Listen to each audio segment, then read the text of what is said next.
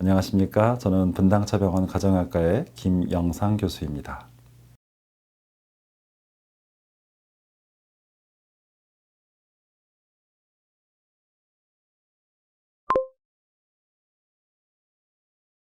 만성피로증후군의 증상들은 대표적으로 이렇게 보고 있습니다. 첫 번째는 조금 전에 말씀드렸던 6개월 이상 지속되는 아주 심각한 피로. 두 번째 얘기 나오는 것은 어떤 활동을 한 이후에 권태감이 심해지는 경우들이 있습니다. 이런 게 반복되고 있는 것. 그다음 마지막 제일 중요한 거라고 보시면 되는데요. 원래 모든 피로는 잠을 자고 나면 풀려야 되잖아요.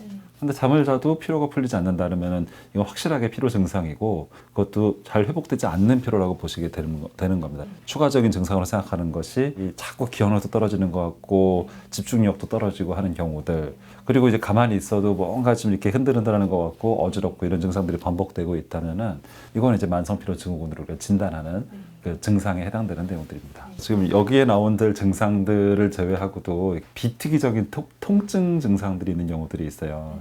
이게 대표적인 증상들이 인후통, 감기도 안 걸렸는데 자꾸 목도 아프고 그다음에 여기저기 쑤시고 아픈 경우들도 사실은 이런 비특이적인 증상들에 포함이 되고 있습니다. 일단 공식적인 자가진단 툴은 없어요. 근데 지금 말씀드렸던 증상들이 중심을 이루기 때문에 이게 6개월 이상 지속되는 회복되지 않는 피로감, 잠을 자도 도무지 피로가 풀리지 않는다라고 한다면은 이제 병원에 좀 한번 찾아오시는 게 좋겠고요. 그리고 원인이 있는 경우는 만성피로증후군으로 보지 않는다고 말씀을 드렸잖아요. 그러니까 병원에 가서 어떤 특정 질환 때문에 설명을 들으셨다면은 굳이 만성피로증후군으로 생각하지는 않으셔도 됩니다. 만성피로를 유발할 수 있는 질환은 굉장히 많아요. 조금 전에 설명드렸던 것처럼 감염성 질환 있잖아요. 하다못해 감기를 한번 걸렸다고 하더라도 그날은 몸이 굉장히 안 좋고 피로감이 지속될 수가 있는데, 감기 정도가 아니라 예를 들어 결핵이다 이러면은 감기처럼 한 일주일이 낫는 게 아니라 6개월이 아니라 몇 년씩도 가거든요. 이러면서 점점 사람이 말라가고 피곤하고 이런 증상이 나타난다면은 감염성 질환이 만성피로를 일으킨 원인이 되는 거죠. 그리고 약물에 의한 경우도 굉장히 많아요. 당뇨약 하나를 먹고 나서 피로감이 지속되는 경우들도 생각보다 많고, 그리고 최근에 이제 고지혈증 약을 먹고 나서 근육통을 유발하는 경우도 있어요. 모든 사람 다 그런 게 아니라 심지어는 요 좀 섬유근통 증후군이 아닌가라고 오해를 할 만한 상황들까지도 이루어질 수가 있는 거죠. 그래서 감염성 질환이나 조금 전에 말한 약물에 의한 거, 그리고 이제 만성 질환들도 역시 통증을 일으키는 경우들이 많고 만성 피로를 일으키는 경우들이 많고요. 그 다음 생각해야 되는 게 이제 정신과적인 질환들도 만성 피로를 굉장히 많이 일으킵니다. 대표적인 질환이야 당연히 우울증, 그리고 뭐 불안증, 그다음 어떤 공포증들에 대한 그런 내용들이 모두 다 만성 피로를 일으킬 수 있는 질환으로 돼 있고, 거기다가 그걸 치료하기 위한 약물들도 다 피로를 일으킬 수가 있으니까 결국에는 이러한 부분들이 충분하게 검토가 되고 단순 만성 피로인 건지 만성 피로 증후군인 건지를 감별해낼 수가 있는 겁니다. 갑상선 질환은 정상이 아니면 다 피곤해요. 한진으로 가도 피곤하고 갑상선에는 저하로 가도 피곤하고, 그리고 저기 당뇨병도 치료가 잘 안 되고 있으면은 그 몸도 자꾸 마르면서 엄청 피곤합니다. 그러니까 이제 그 내분비계 쪽에 있는 질환들 대부분이 그 만성적인 피로를 유발할 수는 있는 거죠. 아무것도 소모성 질환이라고 그러잖아요. 예, 소모성이라는 게 내 몸의 에너지를 나를 위해 쓰는 게 아니라 암을 위해 써버리는 거니까 지금 얘기한 질환들 외에도 각종 자가면역 질환들도 다 포함이 돼요. 아까는 얘기한 게 갑상선 질환만 얘기했는데 갑상선 질환 말고도 뭐 류마티스 관절염이 있거나 아니면 루푸스 같은 질환들이 있어도 피로감이 유일한 증상으로 나타나는 경우도 있죠. 이 섬유근통 증후군은 섬유근통, 근육의 통증, 그러니까 이 전신적인 통증들이 동반된 경우가 가장 중요한 증상이에요. 그래서 전신적인 통증이 있으면서 역시나 그 통증의 원인이 불분명하고 피로감이 지속되고 있고 잠을 자고 난 이후에도 잘 회복되지 않고, 그리고 아까 얘기한 기억력이라든가 집중력 이런 게 좀 흐트러져 있는 인지적인 저하까지 다 포함하는 이제 그런 내용들을 담고 있거든요. 그러니까 통증을 중심으로 놓고 볼 때는 섬유근통 증후군, 통증보다 피로 쪽이 중심이 되는 경우에는 만성피로 증후군 이렇게 나눠지는 거기 때문에 사실 두 개가 아주 가까운 질환들이라 보시면 되고요. 심지어는 섬유근통 증후군이 있는 사람들의 약 90% 정도까지도 만성피로 증상이 있는 거고, 많게는 한 70% 정도까지는 두 가지 질환을 동시에 가지고 있는 걸로 평가를 하고 있습니다.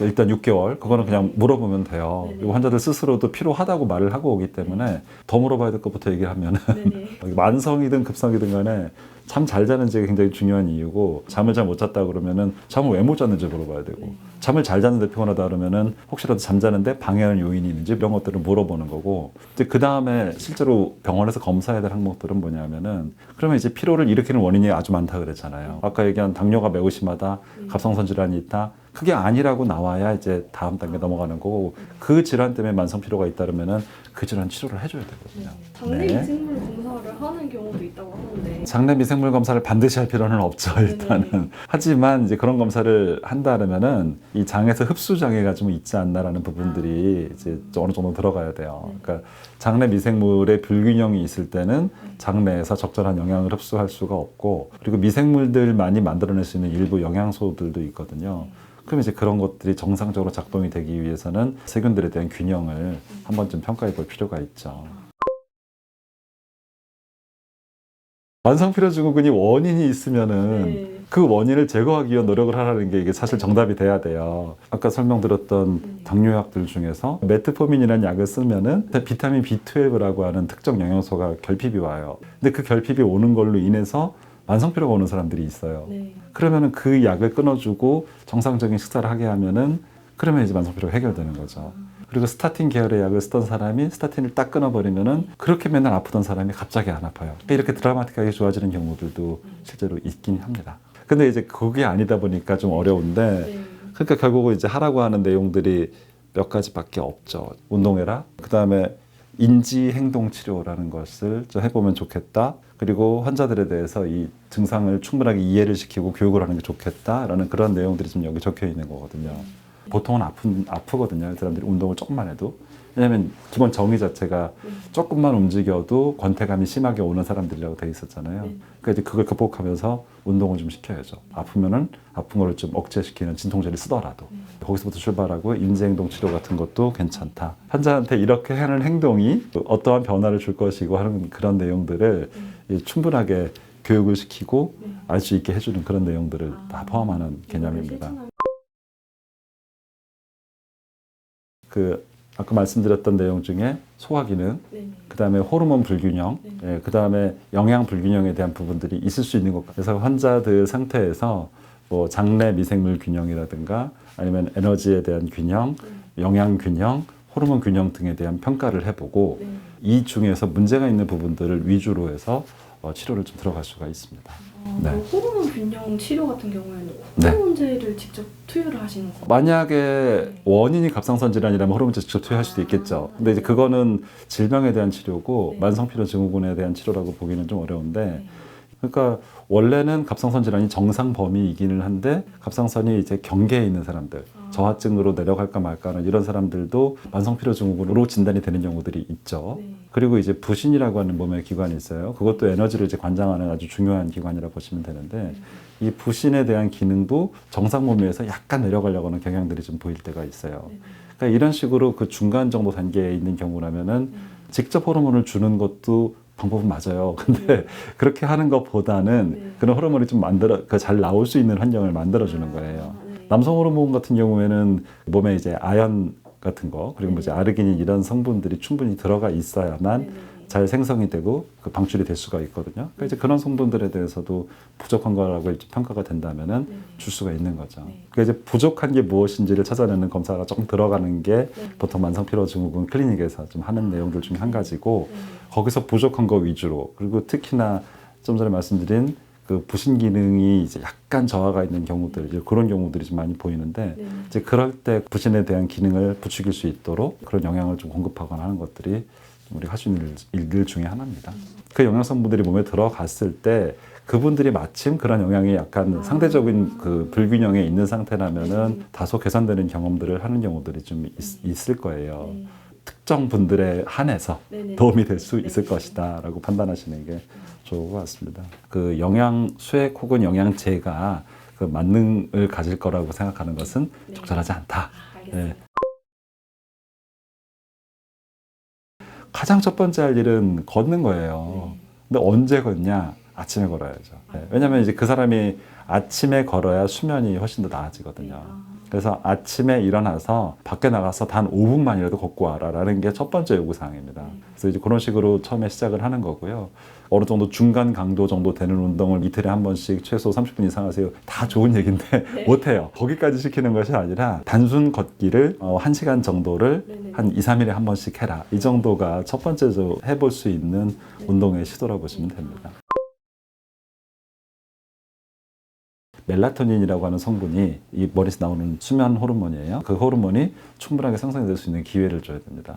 밤에 몇 시부터 몇 시까지 자야 되는지 이걸 고민하고 있는데 아침에 같은 시간에 일어나서 밖에 나가서 햇빛을 보는 게 제일 중요해요. 밤에 12시가 아니라 2시에 자도 아침 7시에 똑같이 일어나라는 얘기예요. 일어날 시간을 본인이 정하고 아침에 일어나자마자 밖에 나가서 5분 동안 햇빛 보고 오는 거 그거부터 시작을 하셔야만 밤에 이제 멜라토닌 분비가 정상적으로 이루어지고 수면의 질이 좋아지고 아침에 조금이라도 회복되는 감각을 느끼실 수가 있습니다. 그 다음에 잠잘 때 중요한 거는 수면 위생이라는 내용을 꼭 실천했으면 좋겠다 그러는데 가장 중요한 부분은 침대에서 딴짓 안 하게 해요. 그래서 침대에서 핸드폰 보는 거 이거부터 버리셔야 돼요. 그리고 요즘에는 이게 빛이 워낙 발달돼 있다 보니까 밤중인데도 불구하고 외부에서 빛이 많이들 들어와요. 암막 커튼 같은 거라도 쳐서라도 이제 확실하게 좀 깜깜하게 만들고 그러고 주무셔야 돼요.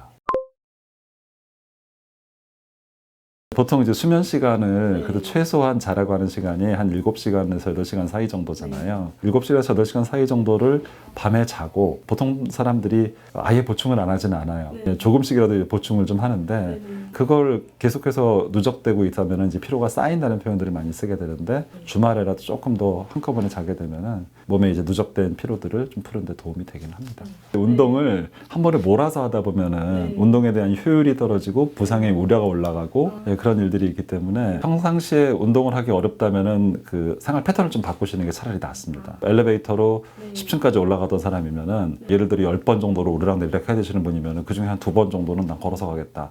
이렇게 하면 운동 시간이 좀 증가될 수가 있는데 그런 노력을 하지 않고 주말에 몰아서 등산을 가겠다. 그러면 월요일 날 또 이제 피로감, 권태감 이렇게 들어가기 때문에 운동을 몰아서 하는 부분에 대해서는 저는 개인적으로 찬성하지는 않습니다. 우선 만성피로 증상을 호소하는 사람이 한 10%쯤 돼요. 인구 집단에서 한 10% 정도는 그래도 만성피로 때문에 힘들어 죽겠어라는 얘기를 하게 됩니다. 근데 그 중에서 한 10%는 원인을 몰라요. 그 원인이 제가 얘기하는 여러 가지 불균형 정도에서 발견되는 경우들이 많아요. 그러면 무슨 뜻이냐? 1% 정도는 만성피로 증후군이란 얘기예요. 그러면 이제 그 사람들 그냥 방치해 놓으면 어떻게 되느냐? 그 중에서 한 4분의 1 정도는 거의 정상적인 활동이 잘 안 돼요. 그리고 지금 또 상당수는 뭐 직장 생활이나 뭐 학교 생활이나 이런 게 잘 안 돼요. 근데 이제 거기서 말씀드렸던 몇 가지 불균형을 좀 찾아보거나 아니면 만성피로 증후군 때 쓸 수 있는 몇 가지 약제라도 써보거나 이렇게 한다면은 그런 나쁜 환경들에서 벗어날 수 있는 가능성들이 좀 더 높아지기 때문에 삶의 질과 일상생활 회복을 위해서는 만성피로 증후군에 대해서 충분히 관심 갖고 검사 및 치료를 좀 해볼 수 있도록 노력을 좀 하시는 게 좋겠습니다.